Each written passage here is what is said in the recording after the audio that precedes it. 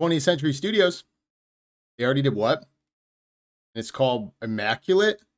And this movie's already out. Fuck.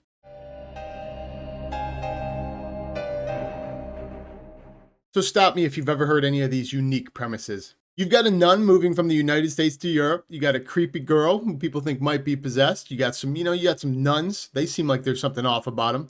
You got like a bunch of still shots of old people because wrinkles are scary. And for the icing on the cake, you may be throwing this old disenfranchised, excommunicated priest. He's trying to uncover a conspiracy. He's not part of the church anymore. If all of that sounds incredibly unique to you, probably going to love The First Omen. So what you have in this movie is you have this character named Sister Margaret. She's moving overseas to Europe from the United States to join a convent as a nun. And obviously when she gets there, there's going to be a whole bunch of creepy shit getting in the way of being a normal nun. Maybe some paranormal stuff, maybe somebody's possessed. And the opening first scene in this movie I actually thought was pretty cool. I thought it was like an interesting death scene. I thought the way they went about the visuals of it was pretty cool. Over the next hour and a half or so, because immediately being transparent, this is another one of these movies that kind of shows you all of the interesting scenes, like it's mismarketed. The trailer kind of gives away a lot of it. So you're kind of led to believe the movie's a different movie than it's going to be. What you actually end up getting is not really a traditional scary movie for the most part. You kind of have the movie of two halves. The first half, it's kind of a coming out of her shell story. The nun's over in Europe. She's getting acquainted. The second half of the movie, it's supposed to start picking up. And something that was kind of a problem to me when I was watching this movie is I kind of liked the coming of age, like getting acquainted part of the movie a lot more than any of the scary stuff.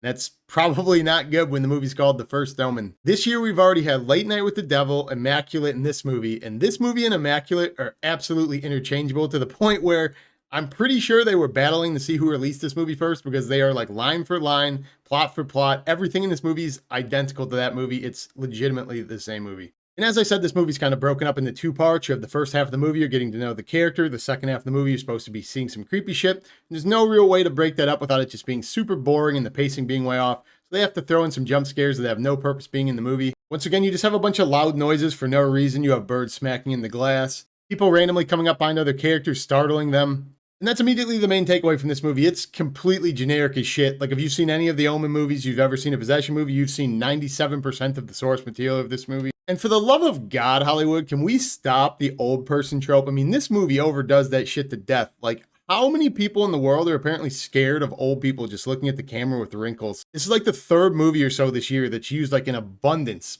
5 to 10 scenes in a movie, just an old person staring at you, and apparently that's supposed to just be terrifying. This movie also kind of stole the movie Smiles gimmick, in which they just have a person like panned in, zoomed for like 30 seconds of them smiling, because apparently it's supposed to be unsettling that a person smiles into the camera. Terrifying. The funny thing about this movie is it's one of these movies that tries a bunch of different stuff to try to scare you. Jump scares, visuals and stuff. But the only thing I found like remotely unsettling to this movie is they keep transitioning for some reason with spiders. Like 5 or so transitions in this movie just have like a close-up zoom on like a bunch of spiders. And like, I don't like spiders. So like nothing related to the movie was the only thing creepy to me, was the fact that they just injected spiders into the transitions.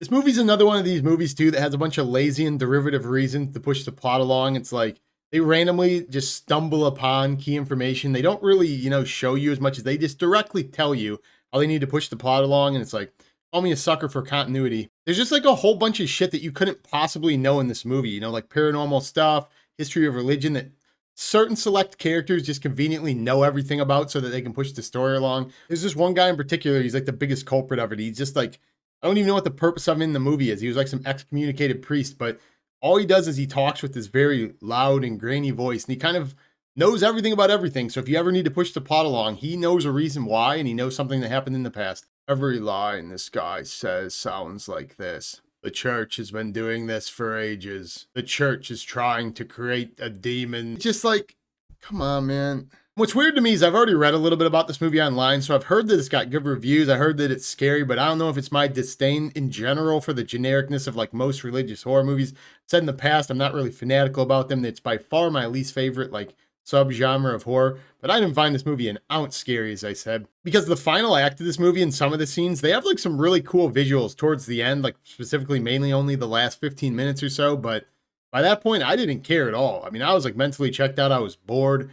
They could have basically shown anything and I wouldn't have cared, because as I said, by the time you even get to the end, it's like all you've been dealing with is like corny jump scares. This movie has like more car crashes for some reason, like all of the modern Fast and the Furious movies. And in between the bad shit happening, you have dialogue about the church, bad shit happening, character needs to pray. Bad shit happens, character needs to pray.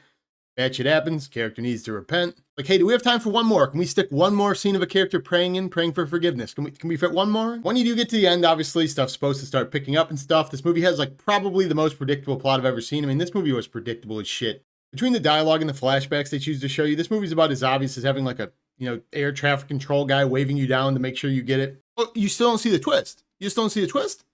This way, man. This way to the twist. And the funny thing is I keep kind of jokingly comparing this to Immaculate, but like it's legitimately the same movie. Like all of the plot points, the central point of the movie, the beginning, the end, like the twist, like anything you consider anything. If you've seen that movie, you've seen this movie. All the way up until the ending where you have the main character basically giving it her all. She's acting her ass off. She's a pretty good actor in this in general, but the ending, she steals the show. She's knockout performance in that scene. Just thought it was so fitting that it wrapped up from beginning, middle, and end.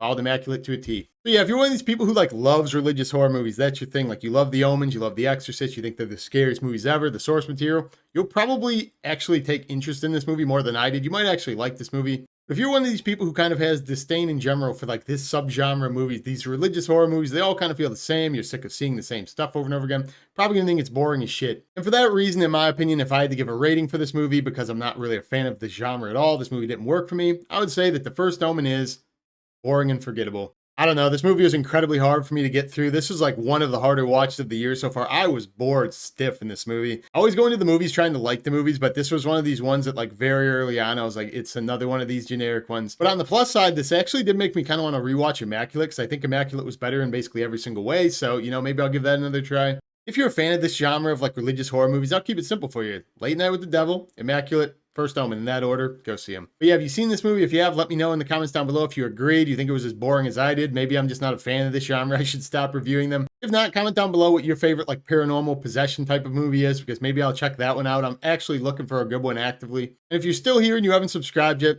hit subscribe. Yeah, that's all I got in this video. As always, I'm going to put a link to my other videos of the year up here, as always. And take care. Peace.